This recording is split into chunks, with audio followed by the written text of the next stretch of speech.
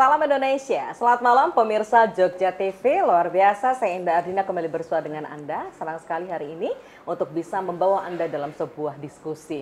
Tamu-tamu luar biasa saya, 3 orang sudah rawuh di Jogja TV. Nanti akan bicara mengenai bagaimana kesiapan pengawasan dan pengamanan tahapan kampanye. Kalau kita bicara soal pemilu, pesta demokrasi kita yang akan sama-sama kita lalui ya.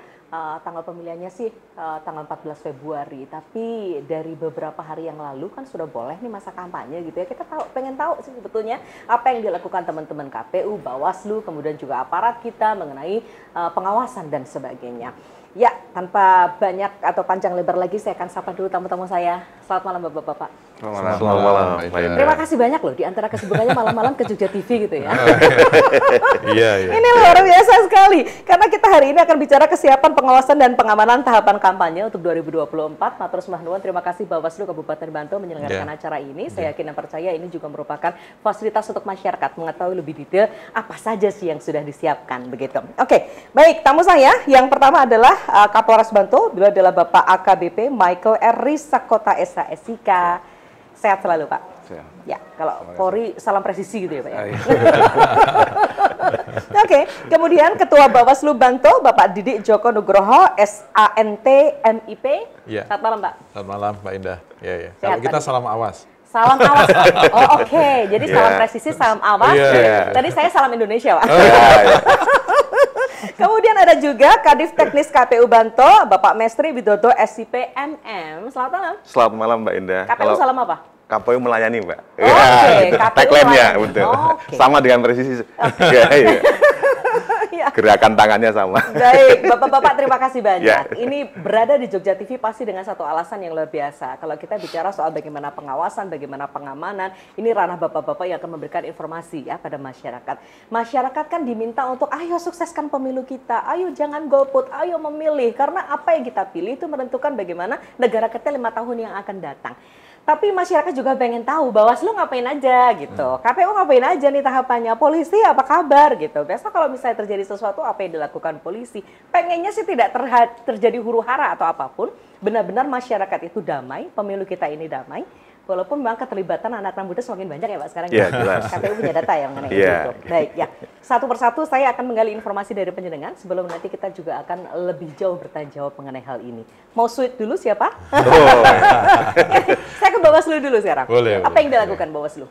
Ya, terima kasih Mbak Indah ya. Jadi kalau Bawaslu karena ketugasan kita itu ketugasan kita adalah pengawasan ya.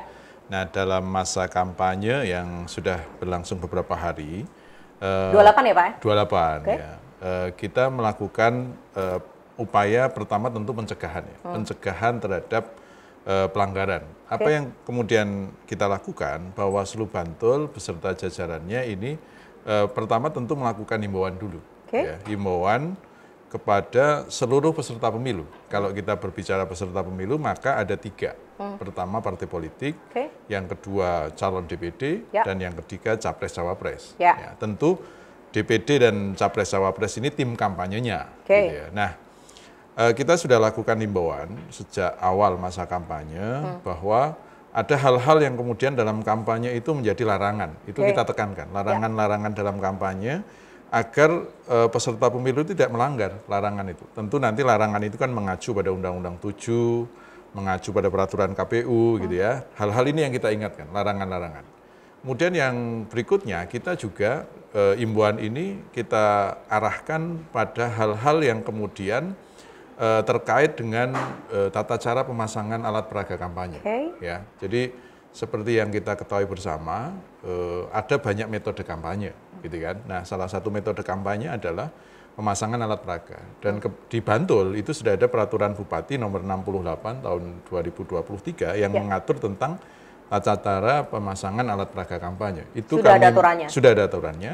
Nah, kami himbau ke partai politik, kemudian tim kampanye DPD, tim capres-cawapres, dalam konteks mereka melakukan pemasangan alat peraga kampanye atau penyebaran bahan kampanye, kita minta untuk mematuhi Perbup itu. Gitu ya. Karena itu bagian dari yang kemudian regulasi yang secara mengikat ya, secara faktual mengikat terutama di wilayah Kabupaten Bantul. Nyon sewu sekedap saya potong. Yang di Bantul ini adakah perbedaan dengan kabupaten atau kota yang lain? Iya, Kalau perbedaan karena rujukannya sama ya. Oke. Rujukannya sama adalah Undang-Undang 7. Hanya kan di Undang-Undang 7 kemudian peraturan KPU ya, itu kan mengamanahkan kemudian masing-masing lembaga penyelenggara pemilu itu kemudian berkoordinasi dengan pemerintah daerah untuk kemudian mengeluarkan regulasi gitu. Nah, kemudian jadi hampir sama gitu. Hampir ya? sama. Secara substansi hampir sama. Hanya kemudian pengaturan secara spesifik misalnya ya. Saya contoh kasus misalnya. Pemasangan alat peraga kampanye yang bebas, artinya bebas itu tidak boleh dipasang, bukan bebas kemudian dipasang, bebas itu tidak boleh dipasang, itu misalnya Ring Road Selatan. Oke, itu kawasan bebas Ya, untuk bebas, atribut. Ya, bebas atribut. Ya. Bersih. Bebas itu tidak, artinya dilarang sama sekali gitu kan. Nah itu kan konteksnya hanya Bantul yang punya Ring Road Selatan. Oh, gitu ya. Jadi, iya baik. nggak mungkin kemudian Sleman mengatur Ring Road Selatan, Ya, karena itu secara kewilayahan wilayahnya ada di Bantul. Bantul. Nah, Ya. konteks-konteks itu yang kemudian menjadi konteks lokal yang kemudian harus dituangkan di dalam peraturan yang di tingkat lokal, peraturan kepala daerah begitu. Kemudian hal-hal yang sudah kita lakukan tentu karena konteks Bawaslu ini adalah pencegahan, kita sudah melakukan silaturahmi ke partai politik. Oke, 18 semua? partai politik sudah kita kunjungi. Satu hal yang kemudian kita pesankan kepada para pimpinan partai politik adalah bahwa dalam konteks ada potensi konflik, begitu, kita minta kepada partai politik untuk mengedepankan konsep-konsep dialogis. Jangan sampai kemudian masa kampanye yang berlangsung 75 hari ini nanti ada konflik yang kemudian terbuka, begitu. Karena substansinya kan memang pemilu itu kan konflik sebenarnya, kontestasi, tapi kan dilembagakan begitu. Ya. Sehingga kita berupaya ketika terjadi potensi konflik ini, maka kemudian yang kita minta kepada para pimpinan partai politik untuk mengedepankan proses-proses dialog, ya. Sehingga itu menghindari, paling tidak itu akan menghindari konflik atau gesekan antar pendukung. Gitu. Saya kira beberapa hal itu, Mbak Ida. Oke, baiklah. Ya, terima kasih Pak Didi. Nanti Bapak juga pasti akan melengkapi lagi informasi-informasi berikutnya. Tapi setidaknya kita tahu ya Pak apa yang dilakukan teman-teman Bawaslu gitu ya. Kemarin sudah ada deklarasi pemilu damai juga kan ya? Sudah Oke, kita. baiklah. Saya ke KPU dulu. Ya, Pak Kapolres boleh ngujuk dulu loh. harus giliran. Oke. Ya Pak Mesri dari KPU. Dilengkapi ya Pak informasinya. Oh, ya. Artinya 28 kemarin sudah mulai kampanye. Betul, Tapi hari jenis ini. kampanye yang seperti Ya. apa dan sebagainya Ya. monggo. Jadi secara prinsip kami adalah melaksanakan penyelenggaraan pemilu dan ini menjadi bagian yang satu kesatuan dengan Bawaslu kan begitu. Jadi, nah hal yang tahapan yang saat ini memang sedang berlangsung itu adalah tahapan kampanye. Tentu proses ini awalnya adalah tahapan pencalonan. Kami telah menetapkan di tanggal 3 November itu daftar caleg tetap. Kemudian di 23 November itu capres, cawapres yang kemudian ditetapkan. Ya. Prosesnya adalah memang hari tanggal 28 November itu menjadi hari pertama untuk melaksanakan tahapan kampanye dengan 9 metode kan begitu. Yang boleh yang apa sih Pak kampanyenya yang sekarang-sekarang ini? Oh ya, jadi dari 9 metode ini yang boleh pertama pertemuan terbatas, tatap muka, penyebaran bahan kampanye, kemudian pemasangan APK yang disampaikan oleh Bawaslu tadi, kemudian kaitan dengan medsos itu diperbolehkan. Ya, selebihnya adalah di tanggal 21 Januari sampai dengan 10 Februari terkait dengan iklan di media elektronik, media cetak, dan rapat umum. Oke, baik. Jadi yang kesana kemari misalnya pakai konvoi itu udah boleh atau belum? Tentu belum boleh. Nah. Ya, karena salah satu hal yang memang perlu dipahami bahwa ketika mengerahkan massa ini juga sudah diatur dalam PKPU, itu harus melakukan izin. Karena izin ini penting, izin ke kepolisian tentu saja, dalam hal artinya pengawalan, bahkan kemudian kalau saat ini dibatasi untuk kemudian kegiatan rapat umum yang nanti di tanggal 21 Januari itu dimulai dari pukul 9 sampai pukul 18. Itu jelas diatur kan begitu. Jadi ketika ada konvoy yang kemudian tidak berizin, tentu polisi punya regulasi yang kemudian untuk menindak perihal seperti itu. Nah, selain itu kami juga menyampaikan bahwa tahapan kampanye menjadi sebenarnya tahapan penting. Karena emang walaupun di pemilu 2004 ini hanya 75 hari, jadi situasinya bahwa di tahapan kampanye ini adalah ruang pendidikan politik yang dilakukan oleh peserta pemilu, capres, cawapres, persorangan DPD. Mereka menyampaikan visi, misi, program yang tentu saja itulah yang menjadi daya tarik bagi pemilih untuk kemudian memberikan pilihannya atau coblosannya di tanggal 14 Februari 2024. Oke, Kan artinya begitu. memang penting ini untuk mengedukasi calon Betul, pemilih. ya. Seperti apa sih saya sebetulnya? Ya, gitu. gitu. Visi misi saya bagus atau tidak? Kalau sesuai, cocok, silakan dipilih. Atau ibarat ini toko, ini semua lagi digelar gitu ya. Ya, Nanti kita betul. tinggal milih siapa gitu ya. Oke, Betul. jadi ini penting ya sebetulnya Penting. Nah, dilakukan. jadi Oke. misalnya tadi ibarat toko nih etalase yang ada di kami, di Bantul itu ada 45 kursi. Oke. Caleg yang kemudian mencalonkan itu ada 552 caleg kan begitu. Artinya 45 dibanding 552. Nah, mereka harus kemudian menawarkan ya dibagi dalam 6 dapil tentu saja untuk menawarkan program misi-misi ya terkait dengan bagaimana kedepannya ketika mereka terpilih, ketika mereka kemudian menjadi anggota dewan. Nah, ini yang kemudian di masa kampanye ini menjadi penting. Nah, yang tentu Kebayang ya 500 sekian rebutannya 45 hiruk pikuknya seperti apa Betul, gitu. gitu. Oke, baiklah. Oke, nanti dilengkapi ya. Ya, Saya ke siap. Pak Kapolres lebih dahulu. Siap Yandan untuk bisa mengamankan Kabupaten Bantul? Kita siap secara maksimal. Siap secara maksimal. Apa kesiapannya Dan? Baik, dalam rangka kesiapan ini tentunya kita sudah melakukan mapping ya awal, Ya. Mbak. Awal untuk kita menentukan pola-pola pengamanan. Jadi kita melakukan mapping informasi awal tentang kerawanan-kerawanan. Oke. Itu kita bagi menjadi beberapa sasaran. Yang pertama kita dasarkan sasaran kita tentunya dari orang.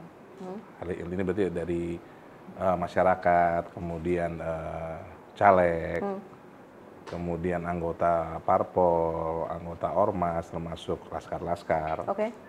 Kemudian dari segi lokasi kegiatan, nanti lokasi kegiatan termasuk lokasi kampanye. Tentunya kita amankan, termasuk nanti jalur-jalur yang sekiranya rawan. Oke. Karena kita sudah petakan termasuk jalur-jalur yang merupakan basis dari masa partai tertentu atau ormas tertentu, sehingga nanti tidak terjadi gesekan dalam tahap pelaksanaan kegiatan kampanye. Oke. Termasuk di tempat-tempat lokasi kampanye yang nanti mungkin khususnya pada saat kampanye terbuka di bulan Januari. Tadi memang dari KPU juga belum menentukan untuk lokasinya. Tapi yang sekarang kita mulai hari ini 28 ini adalah kampanye tertutup. Oke. Kemudian juga selain orang, lokasi kegiatan juga benda. Benda tentunya dari alat peraga kampanye, kemudian logistik pemilu itu sendiri. Dan mungkin bendera-bendera dari partai politik yang ada. Kita tetap pantau, tetap berkoordinasi dengan Bawaslu sebagai... Caranya gimana? Ini menyisir ke semua tempat gitu, melihat gitu? Kita mapping ya, Oke, kita datakan dari fungsi intelijen. Jadi untuk mengantisipasi segala hal yang mungkin bisa terjadi. Maka itu kita bagi dari sasaran itu dari mulai orang, kegiatan, benda, termasuk... bangunan-bangunan, objek vital yang menjadi lokasi rawan nanti, entah pada saat terjadi ketidakpuasan atau terjadi gesekan dan konflik dan sebagainya. Oke, itu sudah disiapkan semuanya Kita ya? sudah siapkan Oke. itu untuk dalam hal mapping kerawanan. Kemudian yang kedua kita juga melihat indeks kerawanan pemilu tahun yang lalu tentunya. Oke, indeks Sebagai kerawanan pemilu tahun yang lalu. lalu. Simpan di situ, Sebelumnya, Dan. bukan tahun yang lalu, sebelumnya, periode sebelumnya. Ini. Oh, 5 tahun yang 5 lalu. tahun yang lalu, 2019 ya. Kita boleh break dulu, Boleh, Dan? boleh. Boleh ya, simpan ya, karena Oke. pasti penjenengan masih punya cerita banyak Ya. soal ini, dan kita siap untuk mendengarkan itu. Ya, Bapak-bapak kita mau izin break sebentar. Ya, pemirsa tetap di tempat Anda, seru kita ngobrol soal pemilu, bagaimana pengawasan, pengamanan, dan sebagainya. Kembali bersama Bincang hari ini dari Bawaslu Kabupaten Bantul, sesaat lagi.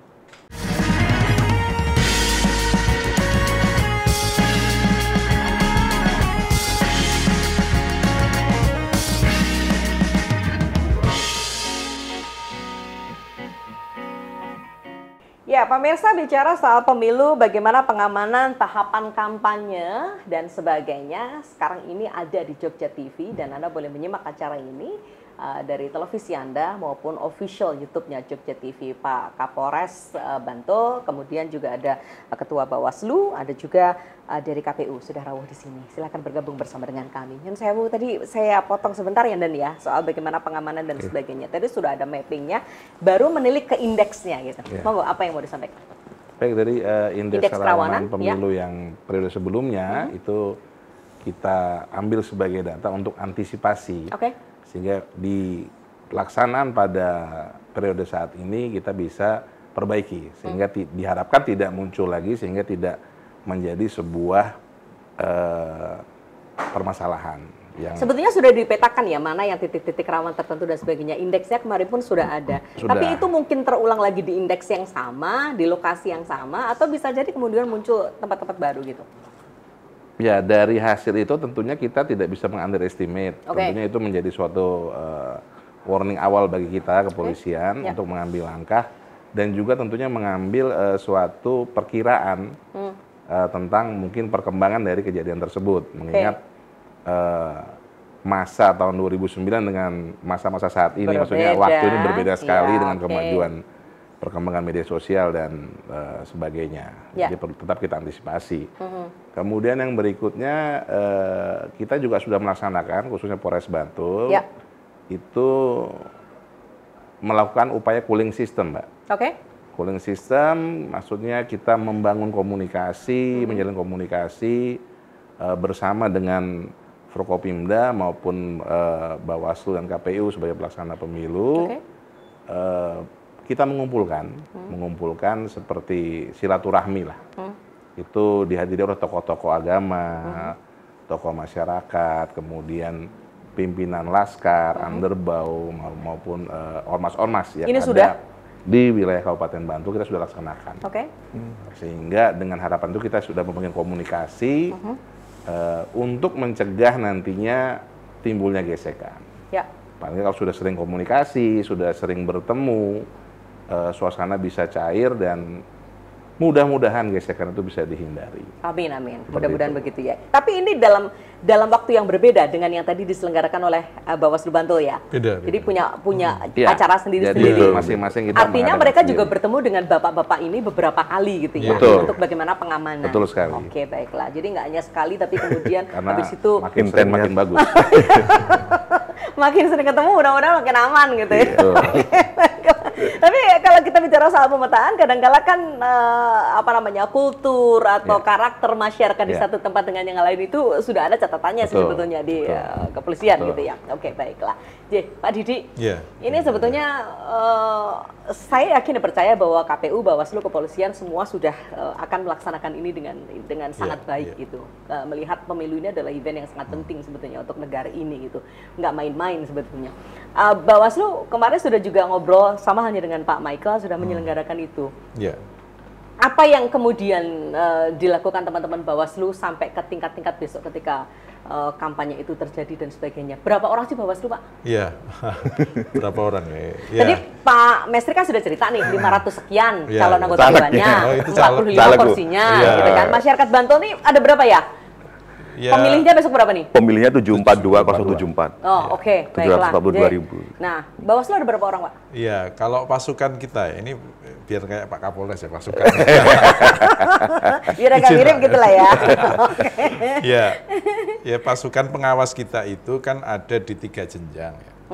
Saat ini, Ya. saya berbicara saat ini, karena nanti akan situasinya akan berbeda ketika di bulan Januari, Februari nanti pasukan kita bertambah.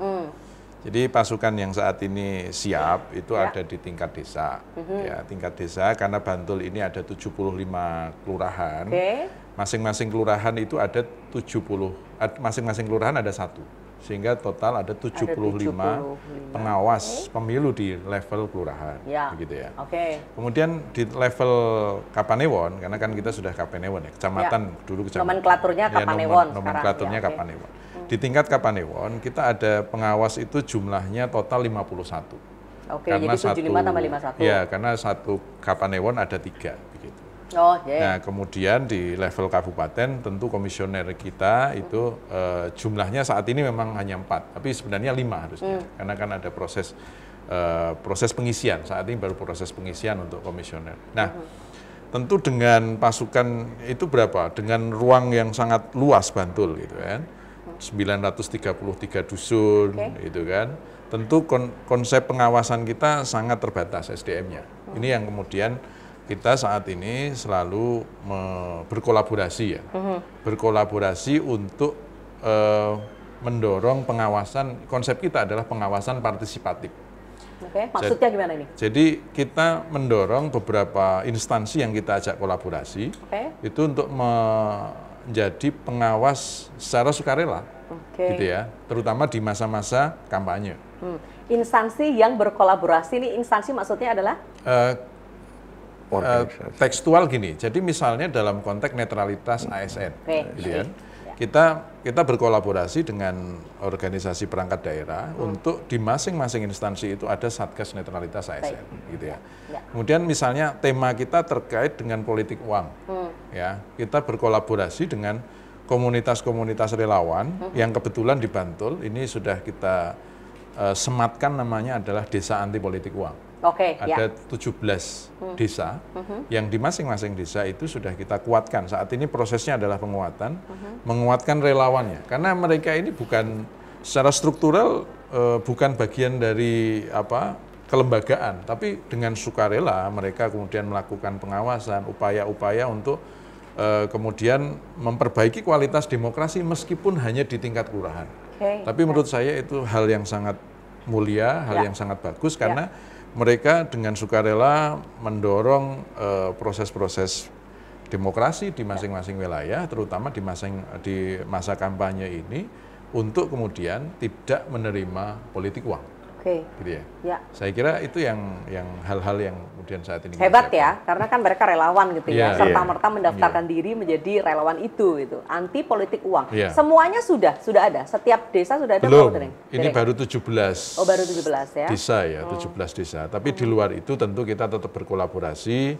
Kemarin belum lama kita berkolaborasi dengan Forum Kerukunan Umat Beragama di 17 Kapanewon. Mengapa kemudian kita kolaborasi dengan FKUB? Karena ada dua isu ya dalam konteks politisasi SARA itu yang kemudian menurut dan Pak Kapolres tadi, gitu ya, salah satu IKP tematik yang kemudian kita waspadai adalah politisasi SARA. Nah, berbicara politisasi SARA, itu ada dua isu yang berpotensi muncul di pemilu 2024. Pertama, isu etnis. Ya, yang kedua, isu agama. Nah, dua hal ini yang kemudian kemarin saya sampaikan ketika kita membangun kolaborasi dengan FKUB, agar Bapak Ibu tokoh-tokoh agama yang tergabung di dalam FKUB ini membantu mereduksi potensi politisasi SARA. Nah, karena tentu Bawaslu nggak mungkin untuk kemudian menjangkau seluruh wilayah. Nah, saya yakin dengan keterlibatan FKUB itu potensi politisasi SARA itu bisa kita tekan. Gitu. Itu beberapa hal upaya kami. Di luar upaya-upaya yang lain yang belum diceritain gitu ya. Oke, baiklah. KPU, saya juga pengen Mas Mesri ini kasih tahu ke kita gitu ya, masyarakat gitu. Untuk mereka yang newbie, mau jadi pemilih pemula, ini pasti juga sesuatu yang ditunggu-tunggu gitu ya. Teman-teman KPU, fasilitasnya seperti apa sih untuk masyarakat kita gitu loh. Ini kampanye ini ditunggu juga sih sebetulnya sama masyarakat, meskipun ada juga, nanti kalau kita bicara soal keamanan kan ada juga yang a priori, waduh kok wis kampanye gitu ya. Cuman kan ini pasti ada pemikiran-pemikiran yang dibenarkan gitu. Ya, jadi bagi masyarakat tentu ini menjadi ruang untuk melakukan tracking kan begitu. Kami punya web infopemilu.kpu.go.id sebagai sarana bagaimana pemilih itu bisa men-tracking siapa capres cawapresnya dengan 3 paslon ini, siapa caleg DPR RI-nya, DPD RI dengan 9 calegnya itu, dan kemudian siapa DPRD provinsi sampai kabupaten. Itu ada di Info Pemilu, yang memang proses awalnya ada di Silon. Nah, maka kalau boleh dikata, tahapan kampanye tahapan yang paling krusial, karena dari 11 tahapan yang ada di pasal 167 Undang-Undang Nomor 7 tahun 2017, ini disebutkan tahapan kampanye, kemudian masa tenang, baru hari H pemungutan. Jadi di ruang tahapan kampanye ini, jelas yang tadi juga disampaikan oleh Pak Didi maupun Pak Kapolres adalah kaitannya dengan bahwa ini memang ruang pestanya di sini. Jadi ruang pesta demokrasinya di sini, betul. Nah, bagaimana interaksi antara wakil rakyat, ya calon wakil rakyat dengan masyarakat itu di ruang tahapan kampanye ini. Tentu banyak hal yang harus kami juga lakukan ya. kami punya divisi namanya sosialisasi. Kami gencar sosialisasi, kemudian pendidikan pemilih. Nah, kampanye ini pendidikan politik kan begitu.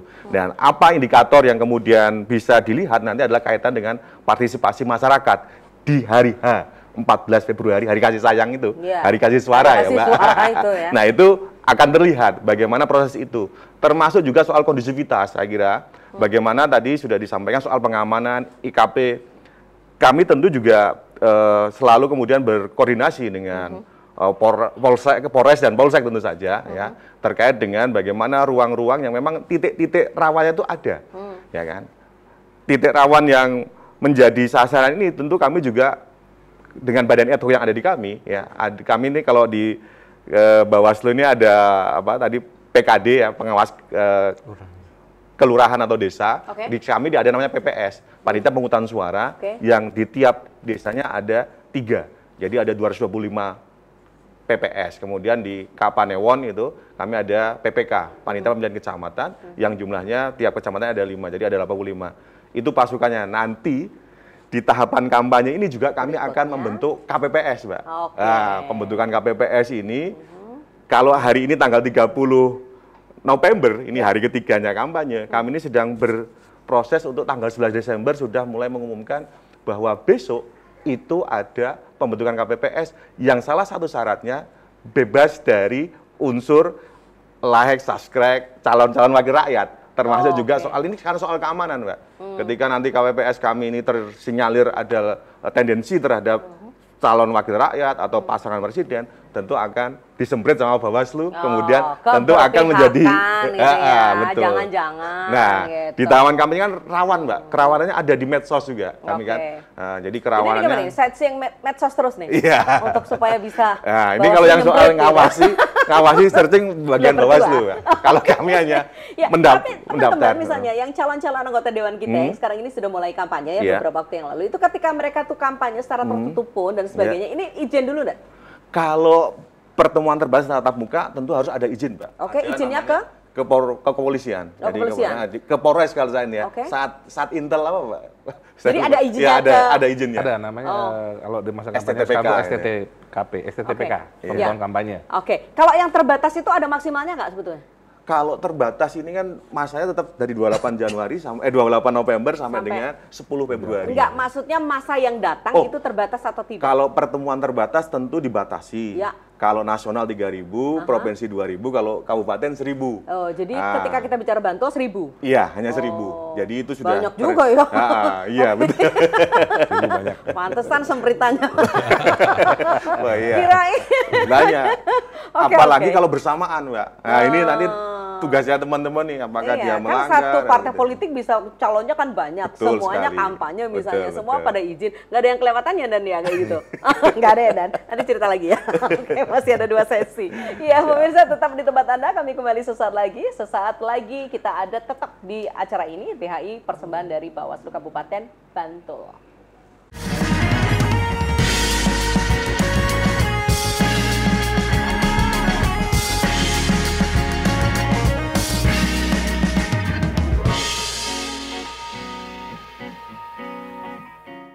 Ya, pemirsa, ketika kita bicara soal pengawasan ini perlu dilakukan ya, terutama untuk meminimalkan pelanggaran dan juga kecurangan. Bawaslu, teman-teman kepolisian ini akan melakukan sebaik mungkin, semaksimal mungkin apa usaha-usaha yang kemudian sudah di-arrange dan ini menjadi ketugasan beliau-beliau ini. Tapi masyarakat juga ikut bisa berpartisipasi karena tadi partisipatif ya Pak ya. Jadi artinya seperti apa dan sebagainya. Jangan-jangan nanti justru ketika masyarakat juga saking semangatnya Pak, kadang-kala kalau ada apa sedikit gitu rasanya pengen deh ngelaporin kemana gitu. Tapi kalau partisipasi masyarakat lapornya kemana sih Pak Bawaslu? Iya, jadi kita dalam konteks selama masa kampanye ya, kita sudah membuka posko aduan, posko pengaduan. Oke, ini yang buka Bawaslu? Ya, Bawaslu di 2 jenjang. Ya, kalau pengawasan itu jenjangnya tadi 3, kalau posko pengaduan ini di 2 jenjang. Pertama, jenjang pertama tentu Bawaslu Bantul ya, Bawaslu Kabupaten Bantul. Dan kemudian jenjang yang kedua itu ada di Panwascam. Jadi Kapanewon. Iya, di Kapanewon. Bukan lagi di kelurahan, kalurahan. Ya, gitu. Di level kecamatan di Kapanewon. Itu semua kita sudah minta teman-teman untuk membuka posko pengaduan. Jadi karena kan sebenarnya ketika ada pelanggaran itu pelanggaran itu bisa pertama ditemukan, temuan dari pengawas. Yang kedua basisnya laporan. Nah, dalam konteks laporan masyarakat. Iya, dalam konteks mendekatkan pelayanan kami ya terkait dengan masalah laporan, maka kemudian kita membuka posko pengaduan. Nah, jadi silahkan masyarakat ketika menemukan. Ini fisiknya bentuk posko gitu atau? Ya mereka teman-teman ini kan punya kantor. Punya kantor dan sudah kami minta untuk dipublish gitu ya. Bahwa ini posko pengaduan. Yes. Jadi teman-teman kan punya media-media publikasi melalui medsos, ya media-media sosial. Nah, saya sudah meminta teman-teman Panwaslu-Cam ini untuk menginformasikan ke masyarakat luas gitu. Ya, kita bagian dari untuk mendekatkan pelayanan tadi, kemudian diinformasikan saja ke masyarakat luas melalui media sosial keberadaan posko-posko itu. Nah, posko pengaduan. Sehingga masyarakat bisa mengakses ya. Kalau misalnya menemukan apa gitu bisa laporannya ke sana. Tapi ada ini perlindungan untuk pelapor dan sebagainya. Ya, kita ada mekanisme proses pelaporan begitu ya. Tentu ya tidak akan kita publish ya. Siapa yang melaporkan itu tentu tidak, karena itu bagian dari proses pendokumentasian kami saja secara SOP-nya. Tapi tidak kemudian kita umumkan siapa yang melaporkan, tidak. Baik. Itu bagian dari privat. Anda radarnya cukup kencang juga gitu ketika kita bicara soal radar ya. Ini benar-benar beneran atau justru ada sesuatu yang ingin dilakukan pihak lawan gitu ya. Baiklah. Ya. Kita kan dan kita dulu nih sekarang. Memang pesta demokrasi ini pestanya kita semua gitu ya. Boleh berbeda pilihan tapi semua selesai pada saat coblosan aja gitu. Bukan selesai di kantor polisi, bukan selesai di rumah sakit dan sebagainya. Kan kemarin begitu ya pesan Pak Kapolda. Nah, ini atas dasar pengawasan dan juga pengamanan. Kita lagi ngobrol soal pengawasan ini dan nih. Yang menjadi core-nya polisi yang mana nih? Intinya begini, Mbak. Jadi polisi ini kita tugas pokok kita sebenarnya tetap menjaga kondusivitas, keamanan dan ketertiban masyarakat. Selama pelaksanaan tahapan pemilu. Nah, dijamin tidak berpihak ke siapapun? Kalau netralitas sudah jelas, sudah diumumkan TNI Polri tetap menjunjung netralitas dalam pelaksanaan pemilu. Karena tugas pokok Polri, terutama khususnya Polda DIY dan Polres Bantul itu menjaga kondusivitas. Ibaratnya tugas pokok kita adalah memastikan Harkam Tipmas itu terjaga selama proses tahapan-tahapan pemilu. Maka tadi kan sinerginya dengan Bawaslu maupun KPU sebagai penyelenggara, kami tinggal menunggu, Mbak. Kalau ada dari Bawaslu atau KPU ada unsur pidana di sana, unsur yang sekiranya mengakibatkan ancaman terhadap keselamatan, jiwa raga, harta benda, dan hak asasi manusia, nah itu baru ranahnya turun ya, polisi. Polri turun ke sana. Baiklah. Kan kemarin kita ngobrol dengan siapa pun, kadang-kala kan mungkin ada pelanggaran yang sudah ada balihonya dan sebagainya. Itu yang boleh nurunin siapa sih? Polisi atau Satpol PP kan? Kadang-kala gitu yang menjadi pertanyaannya. Itu ranahnya, Mbak. Ranahnya itu kan? Sudah jelas. Baik. Jadi yang mana yang kepolisian, yang mana yang pihak yang lain itu sudah ada aturan gitu ya. Mungkin tambah informasi seperti sampaikan tadi untuk masalah pemberitahuan kampanye itu mendasarkan memang aturan di pemberitahuan ke kepolisian. Itu ada Perkapnya nomor 6 Jadi misalnya nih, saya nih mau nyalek nih besok gitu ya. Saya mau ini misalnya ya pemirsa. Kemudian kita mau yang tertutup tadi. Ini saya izin ke kepolisian. Kemudian ketika saya melakukan itu diamankan atau tidak? Apa saya harus mengajukan pengamanan? Pengamanan tentunya kita yang seperti saya sampaikan di awal tadi. Apapun kegiatannya itu menjadi sasaran pengamanan kepolisian. Nah, ini dalam hal ini kalau dari caleg atau dari partai politik memberitahukan tentang adanya kegiatan kampanye, tentunya itu sudah menjadi ranah kita untuk mengamankan kegiatan secara tersebut. Otomatis. Jangan sampai terjadi hal-hal yang tidak diinginkan.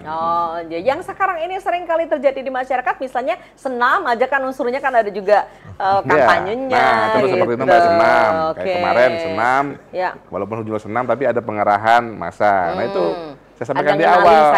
Polisi itu sudah bisa memprediksi, sudah bisa menganalisa, ini gerakan massanya lewat mana, massa siapa, itu yang kita atur, Mbak. Supaya jalurnya nggak lewat basis massa tertentu, supaya tidak ketemu di tengah jalan. Nah, itulah tugasnya kepolisian. Ya? Baik. Supaya kegiatan berjalan dengan lancar, Ya. masyarakatnya itu aman. Masyarakat semua, Mbak. Oke. Semua kan masyarakat Iya. mau Tidak akan caleg, dibedakan itu politiknya semua sih. masyarakat. Oh, ya, partainya apa dan Demikian. sebagainya ya. Oke, kadang-kala yang juga seringkali mungkin ada angin, kemudian ada baliho jatuh, itu gambar siapa, Nah, kemudian yang negai polisi Nah, nanti nggak mungkin- difoto. nggak mungkin nyalain Tuhan. Nanti difoto. Ini Yang penting segala Ada kegiatan aja kita gitu ya. itu sudah jelas dari APP-nya, dari kegiatan itu udah kita selalu kita amplifikasikan melalui media sosial maupun Humas Polri. Jadi semua kegiatan silakan berpersepsi, silakan mungkin mengambil kesimpulan lain, tapi semua kegiatan kepolisian itu sudah diatur, direncanakan, diatur dan dikendalikan seperti itu. kalau on the track kayaknya aman ya, Dan Ya. ya. Oke, boleh deh. Tapi masyarakat kan cukup cerdas. Ya. Jadi kalau misalnya terkait dengan hoax dan sebagainya, kadang-kadang masih sering diingatkan gitu ya. Hari ini sudah terima hoax berapa gitu, ya kan? Sehingga bisa langsung seperti checklist ini hoax dan lainnya. Mudah-mudahan kita juga tidak jadi penyebar hoax itu gitu. Mbak Waslu, ini kalau kaitannya dengan kan media sosial kuat sekali, ini kencang sekali ya. Iya, iya. Dan kalau kita bicara soal bagaimana kampanye, meskipun baru 28 yang kemarin Iya. gitu kan, tapi kan orang tebar pesona di sosial media kan sudah semakin banyak gitu Iya, ya. iya. Apa yang dilakukan Bawaslu? Ya, kalau terkait media sosial, ini kan kalau dalam regulasi yang diatur di peraturan Belum boleh ya KPU, harusnya ya? Boleh, boleh. Sudah boleh? Boleh, boleh. Oke. Yang belum boleh itu kan iklan. Oh Iklan. ya, kalau pilih saya gitu belum boleh. Iklan, jadi beda antara iklan dengan media sosial. Ya. Kalau berbicara media sosial kan ada Platform, ya. Instagram, platformnya kan Oke, cukup banyak. platformnya ya. banyak Nah, media sosial. teman-teman KPU ini kan punya ranah untuk kemudian dari peserta ini melaporkan ke KPU akun. Ada 20 akun ya, 20 akun per platform. Oke. Nah, dari kami Bawaslu, karena tugas sekali lagi core kita itu kan pengawasan. Oke. Ya. Nah, akun yang sudah dilaporkan ke KPU itu menjadi subjek pengawasan kita. Oke. Ya, menjadi subjek pengawasan kita. Kita tentu akan awasi akun-akun yang sudah didaftarkan itu. Nah, itu dalam konteks di tingkat yang normatif ya. Nah, dalam konteks yang lain, Bawaslu RI ini juga sudah bekerja sama dengan platform di nasional begitu, ketika terjadi hoax ya, melalui media sosial. Tentu Oke. nanti bukan Bawaslu Bantul yang kemudian bergerak, Oke. karena ranahnya ada di pusat. Yeah. Ya, tentu kami ketika nanti menemukan informasi-informasi yang sifatnya hoax begitu, Ya. yang melalui media sosial, tentu nanti kita akan laporkan secara berjenjang Oke. ke Bawaslu DIY, kemudian ke Bawaslu RI, RI, karena ya. ranah proses misalnya nanti perlu ada take down misalnya Ya. take down terhadap konten-konten yang tidak sesuai dengan regulasi, maka itu menjadi ranahnya Bawaslu RI. Ya. Oke. Jadi sudah Tapi ada ini semberitannya tajam nggak nih Pak? Ya Nyaring nggak ya kalau semberitannya? lah, Oke. nyaring ya. Nyaring. Ya kan Tapi bahasa masyarakatnya semberitannya nyaring nggak ya? Iya, iya. Nyaring ya? Nyaring lah. ya. Oke. Mau dicoba juga boleh. Jangan. Nantangin aparat ya. Oke. Oke, baik. Tapi itu ya yang kemudian dilakukan ya. Iya. Artinya meskipun ini ya peluangnya bisa kemana-mana lah kalau orang mau splatteran gitu ya. Tapi sebetulnya kalau paham pada aturan, kita kembalikan ke aturan, ya mari kita berpesta demokrasi dengan baik gitu ya. Sesuai Iya. dengan rule of the game-nya. Meskipun yang kayak gitu susah ya Nen ya. KPU apa yang mau disampaikan terutama Yeah. untuk para pemilih pemula, mereka yang Yeah. lagi seneng-senengnya mau ikutan kampanye dan lain-lain supaya mereka juga tidak terjadi pelanggaran karena tadi kan ada unsur edukasi ya Yeah. bagi para pemilih gitu, pendidikan politik. Betul ya. Jadi di tahapan kampanye tentu pemilih ini kan memang diatur ya. Termasuk juga tadi sudah disampaikan bahwa kami sebagai penyelenggara ini juga berdekatan dengan peserta pemilu. Oke. Jadi aturan-aturan ini semuanya harus tertib ya. Karena ini juga dan tentu saja sinerginya dengan kepolisian ini banyak. Saya ingin menceritakan begini. Jadi pemilih pemula itu sebenarnya dalam konteks kami berada di ruang pemilu ini tentu menjadi bagian yang diprioritaskan juga. Oke. Ya kan? Jadi masih penguatannya di tahapan kampanye salah satunya adalah terkait dengan bagaimana mereka tentu salah satunya medsos kan begitu. Mereka menjadi agen-agen untuk kemudian menyampaikan informasi. Nah, soal hari hanya kapan, soal berapa surat suara yang akan diterimakan kan begitu. Itu menjadi bagian pentingnya di tahapan ini. Nah, saya ingin menguatkan begini. Jadi sebenarnya di tahapan kampanye ini memang ada regulasi yang memang sudah diterbitkan, termasuk nanti juga bagian dari pengawasan, juga termasuk juga bagaimana sinerginya kami dengan kepolisian.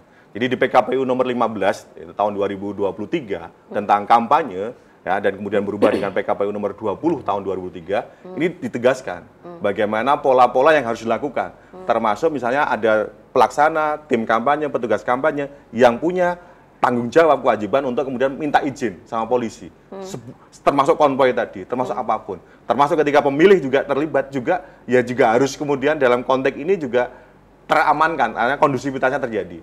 Nah, selain itu juga dalam kaitan dengan bagaimana sinerginya dengan Bawaslu, kami juga ada namanya tadi ya, kami ini punya sistem namanya sistem informasi kampanye dan dana kampanye yang ada di Pemilu 2004. Oke. Nah, jadi sistem ini menyampaikan bagaimana semua informasi itu dimasukkan oleh yang direncanakan oleh parpol, direncanakan oleh paslon itu dimasukkan ke dalam sistem informasi ini dan diakses oleh Bawaslu dan kepolisian kan begitu.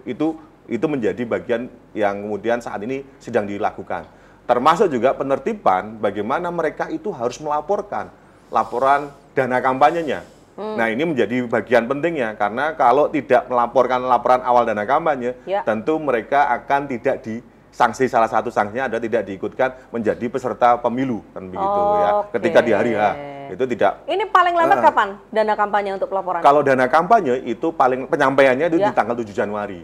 Pembukuannya dari 22 Desember sejak dia ditetapkan ya. Sejak dia ditetapkan sampai dengan 6 Januari. Nah, selanjutnya seringkali juga kami sampaikan juga bahwa dalam kaitan ini menatanya begini ya. Menatanya begini ini bagian dari bagaimana ruang-ruang kesetaraan itu harus dilakukan. Ya, termasuk juga nanti kaitannya dengan laporan ya penerimaan dan pengeluaran dana kampanye yang salah satu sanksinya ya sanksinya itu adalah parpol untuk anggota terpilihnya tidak dilantik kan begitu. Nah, tidak ditetapkan dan ini menjadi bagian. Nah, Bawaslu yang akan kemudian semberitanya akan setajam itu nanti. Nah, saya cuma akan mengingatkan gitu. Ketika ada yang begitu, nanti Bawaslu yang akan merekomendasikan kami untuk kemudian bahwa ada catatan ini untuk kemudian kami tidak lanjuti. Termasuk juga soal penerimaan APK. Nanti ada juga. Jadi kami ini kan menunggu rekomendasinya Bawaslu tadi. APK-APK yang kami sudah menerbitkan SK 131 ya tahun 2023 bagian dari penguatan Perbupnya 68 tahun 2023 terkait dengan penertiban alat peraga kampanye yang tentu saja akan mengganggu ya baik titik-titik larangan maupun yang dipasang di apil ya kan lampu lalu lintas itu. Nah, nanti bersama kepolisian dan memang terbukti, Pak. Ini kalau yang seperti itu nanti yang nurunin siapa? Yang nurunin teman-teman Satpol PP. Oke, Satpol PP ya. Nanti itu ada lintas OPD-nya banyak, Mbak. Ada Dishub, ada DLH, ada Kodim, ada kepolisian juga, ya Bawaslu tentu yang merekomendasikan kami. Pelibatannya juga banyak karena faktual ya di 2019 alat peraga kampanye yang kemudian melanggar itu banyak ya. Kalau datanya ada di Bawaslu ya. Kemudian pilkada juga begitu sampai bagaimana polisi juga begitu berperan penting ketika terjadi namanya laskar. Yang sensitif itu laskar, Mbak. Ya kan, bendera dicopoti, baliho besar, bendera besar, ukuran 6x8. Tapi kalau yang menurunkan bukan aparat sebetulnya nggak boleh juga? Yang menurunkan tentu adalah Satpol PP karena dia menegakkan Perbup, Mbak. Ada peraturan yang baiklah. Jadi jangan sampai juga masyarakat mengatakan karena sudah tahu aturannya nih, ini melanggar nih, saya turunin, itu nggak boleh juga yang boleh menentukan melanggar atau tidak melanggar ada di Bawaslu. Nanti ini termasuk edukasi kan? Iya, betul. Kita memang harus katakan itu ke masyarakat gitu ya. Oke, satu sesi lagi ya Bapak-Bapak. Gitu. Baik, kami kembali lagi sesudah jeda pariwara berikut ini masih dalam bincang hari ini persembahan Bawaslu Kabupaten Bantul.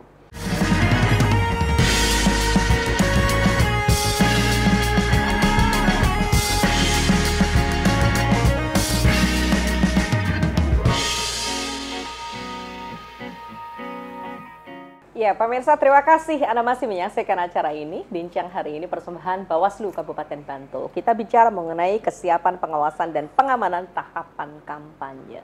beberapa hari ini barangkali Anda sudah mulai merasakan ya bagaimana hangatnya demokrasi kita. Mudah-mudahan hangat ya, bukan panas yang kemudian membuat kita membara dan justru banyak pelanggaran terjadi di sana. Karena ini merupakan kegembiraan yang harus kita sambut, kita ikut serta di dalamnya. Bapak-bapak ini sudah punya peran yang luar biasa untuk menyelenggarakan, untuk mengawasi, untuk mengamankan. Kita dorong deh dengan menjadi pemilih yang baik. Kalau Anda juga calon anggota dewan, anggota DPD dan sebagainya, monggo memberikan edukasi politik juga untuk calon pemilih Anda. Begitu ya Bapak-bapak. Oke, baiklah. Dan cerita juga ke kita ya Dan, bahwa ketika kita bicara soal pengawasan, pengamanan, tadi sudah dikatakan semua yang izin itu sudah menjadi bagian dari pengamanan dan sebagainya. Tapi gimana kemudian seandainya, kita hanya bilang seandainya ya, terjadi gesekan-gesekan dan sebagainya, apa yang dilakukan kepolisian dalam hal ini? Baik, untuk gesekan-gesekan tentunya kita akan mengambil langkah. Apabila gesekan itu menimbulkan suatu pelanggaran baik kriminalitas di sana atau tindak kriminal, tentu kita akan proses sesuai prosedur. Nah, namun yang saya sampaikan tadi Mbak, bahwasanya kejadian itu adalah yang terakhir yang kita harapkan. Jadi kalau bisa kita, makanya kepolisian itu akan lebih banyak melakukan upaya-upaya preemptif dan preventif, sedangkan represif atau gakum itu sebenarnya adalah hal yang paling kita hindari, maksudnya paling akhir lah. Jadi saya sudah sampaikan kepada terutama para tokoh, termasuk rekan-rekan dari Laskar maupun Ormas, bahwasanya Polres Bantul pendekatannya adalah pendekatan komunikatif. Segala hal itu bisa dikomunikasikan, segala hal itu bisa didiskusikan, mungkin ada perbedaan pendapat, ada perbedaan persepsi di sana, itu bisa selesai dengan komunikasi.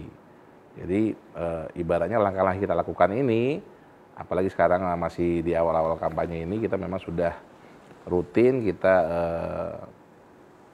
fokus kepada komunikasi antar Laskar maupun Underbow yang ada di Kabupaten Bantul. Namun apabila nanti di lapangan memang terjadi gesekan, ya tugas Polri tentunya untuk menangani hal tersebut. Kalau memang ada pelanggaran pidana di sana, ya kita tangani sesuai dengan hukum yang berlaku, seperti itu. Oke, baik. Ini menyiapkan segala sesuatunya ketika itu memang akan terjadi. Mudah-mudahan tidak. Iya, oke. Tapi tetap siap ya. Tetap siap. Supaya masyarakat juga menjadi lebih merasa aman. Betul. Bahwa aparat kita. Jadi yang kita gelarkan Mbak di Operasi Mantap Berata ini 4.011 personil. 4.011 ya, personil. Jadi kalau tadi kampanye 1.000 Mantap ya itu Berata masih namanya. sepertiganya dari total personil kita yang kita libatkan. Oh. Jadi kalau 1.000 lawannya masih 4.000 Mbak. Jadi saya rasa mudah-mudahan kondusif. Seperti itu. 4.000 itu Bantul aja ya. 4.000 Bantul aja. Betul. Oh. Itu hanya Kabupaten Bantul. Oke, baik. Karena tingkat kabupaten. Yang saya undang, mohon maaf kalau saya harus menanyakan ini. Ya. Senjata-senjata dan sebagainya boleh membawa atau tidak itu? Senjata itu kan ada tahapan penggunaannya, Mbak. Di polisi itu ada namanya tahapan penggunaan kekuatan. Kalau untuk kampanye dan seperti ini? Oh, ya kita tergantung situasinya. Kalau hanya kampanye kan kita tidak perlu menggunakan kekuatan yang berlebih. Baik. Penggunaan kekuatan tergantung situasi. Ada namanya situasi hijau, kuning, dan merah. Itu sudah diatur. Oh, iya. Jadi jangan khawatir, bukan berarti polisi harus bawa senjata terus ya, enggak. Oke, ada kendali. Cuma jangan kaget juga kalau pada situasi yang mendesak kemudian polisi ada merah itu ada di kalau masuk zona merah itu sudah ada ketentuannya. Mbak, itu nanti kita ada lintas ganti dengan Polda. Kalau sudah lintas merah, udah anarkis masuknya, kita akan lintas ganti, akan diambil alih oleh Bapak Kapolda. Dengan kekuatan BRIMOB tentunya untuk antisipasi anarkis. Tentunya beda dengan situasi saat aman-aman saja. Oke, baiklah. Jangan khawatir, Mbak, sudah ada. Iya, khawatir. Polisi sudah memikirkan semua. Baik, iya. Sekarang aja kadang-kadang kan kita ada di jalan gitu, sering sekali saya sudah lewat ya teman-teman kepolisian kita, misalnya satu rombongan dengan truknya lah atau dengan kendaraan yang lain. Ini bentuk-bentuk pengamanan ya. Oke, baiklah, karena ini sudah masa kampanye, pemirsa. Oke, Bawaslu sekarang. Monggo, agenda apa yang masih mau Bapak sampaikan ke kita kaitannya dengan pengawasan dan pengamanan? Iya, kalau terkait dengan pengawasan ke depan terutama ya, pengawasan ke depan tentu setiap kegiatan, meskipun ini kita ini kan sudah melakukan himbauan di awal ya, melakukan himbauan di awal, tapi Bawaslu sekali lagi dalam frame kita ini kan mengedepankan pencegahan, ya, sehingga dalam setiap kampanye yang nanti akan dilakukan oleh peserta pemilu, tetap nanti akan pertama kita akan berikan himbauan satu, yang kedua tetap kita lakukan pengawasan secara melekat. Gitu ya. Itu adalah bagian dari yang kita harus pastikan, karena kan pengawas itu harus paham dan hadir secara faktual, tahu kronologis begitu ya. Sehingga ketika terjadi potensi pelanggaran segera harus kita cegah. Nah, sehingga dalam konteks pengawasan kampanye selama 75 hari kita sudah menginstruksikan ke teman-teman jajaran pengawas itu untuk kemudian selalu memonitor ya, melakukan pengawasan secara melekat dimanapun terjadi ada kegiatan kampanye. Karena saat ini adalah di rentang waktu ini adalah yang dimungkinkan pertemuan tatap muka dan pertemuan terbatas. Ya. Maka kemudian pertemuan terbatas dan tatap muka itu kita minta jajaran pengawas di seluruh jenjang itu untuk melakukan pengawasan secara melekat.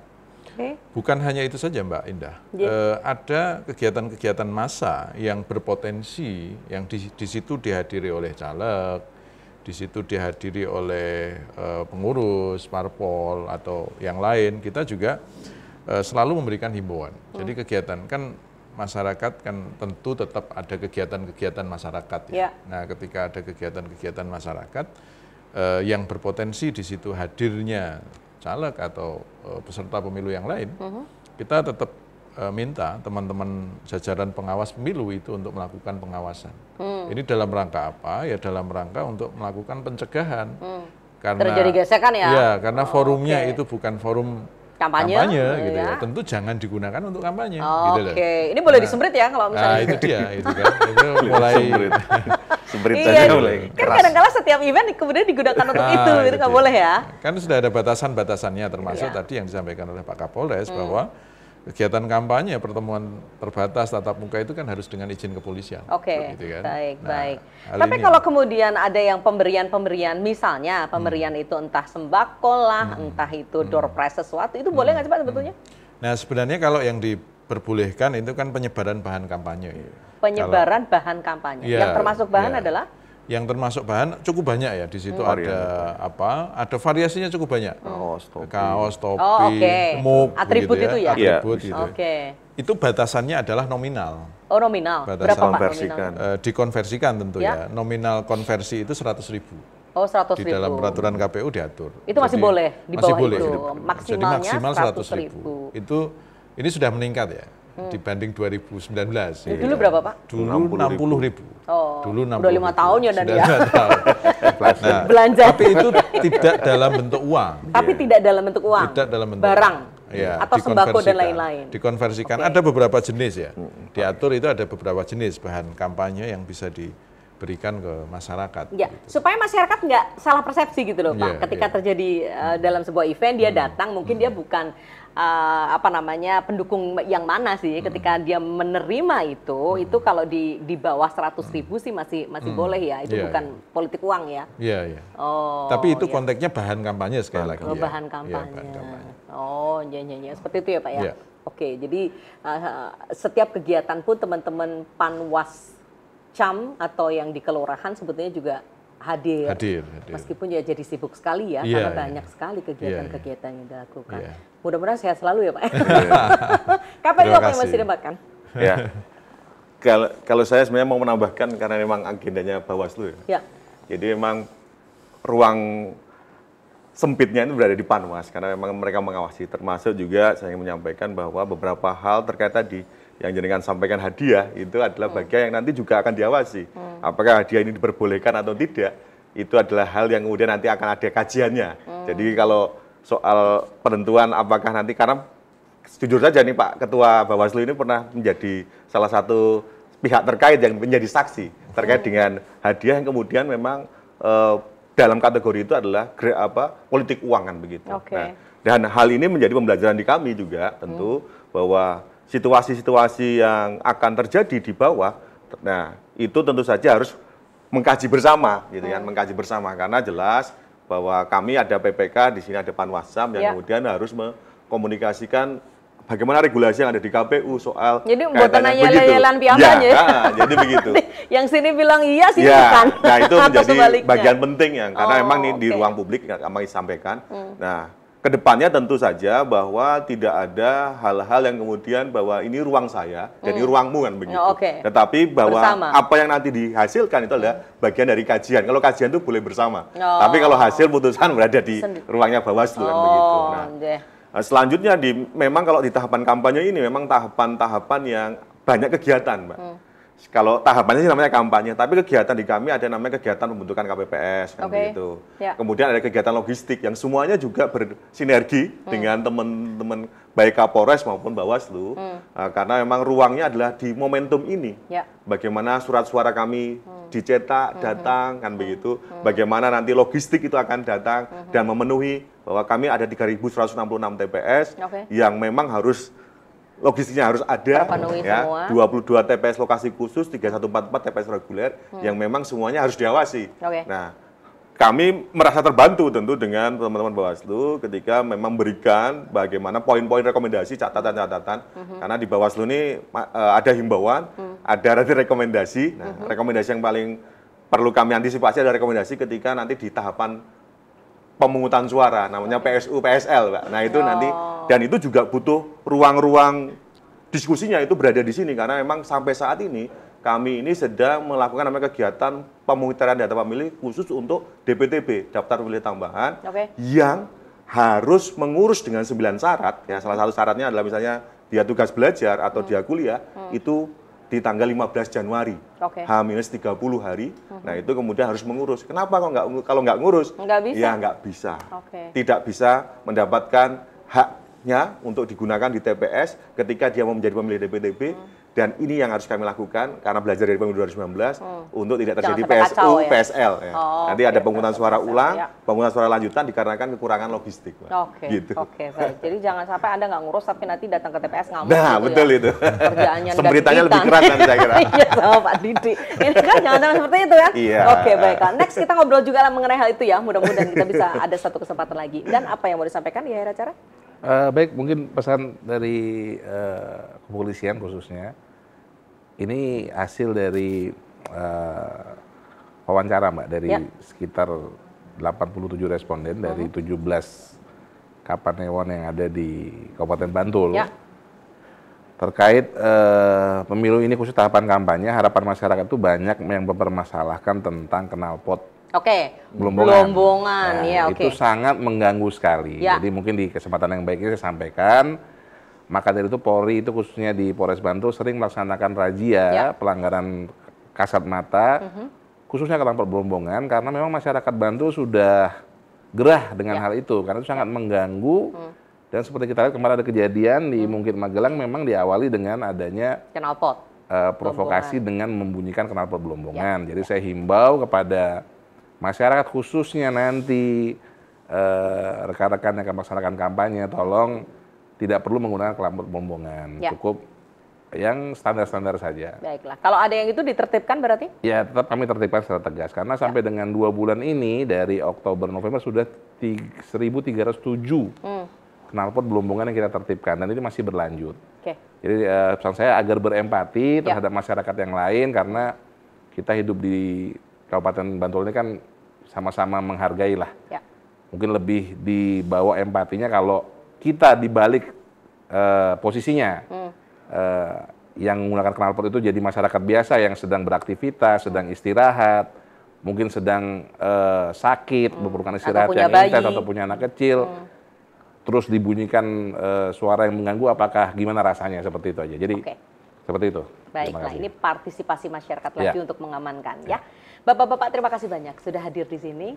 Mudah-mudahan ini sangat menggenapi informasi yang diperlukan masyarakat. Selamat beristirahat ya. Sudah malam soalnya. Terima kasih, selamat malam. Selamat malam. Baik, pemirsa, malam hari ini kita bicara mengenai bagaimana pengawasan dan juga pengamanan tahapan kampanye di Kabupaten Bantul bersama dengan Pak Kapolresta, ada Ketua Bawaslu, dan juga ada satu rekan dari KPU Bantul yang juga hadir di sini. Mudah-mudahan semuanya bermanfaat bagi Anda. Mari kita berpartisipasi untuk pemilu yang damai, pemilu yang sangat indah, dan kita bisa berpesta demokrasi dengan sesuatu yang sangat baik yang bisa kita lakukan dari diri kita, dari keluarga, dan masyarakat pada umumnya. Terima kasih, saya Indah Ardina. Selamat malam, sampai jumpa. Salam Indonesia.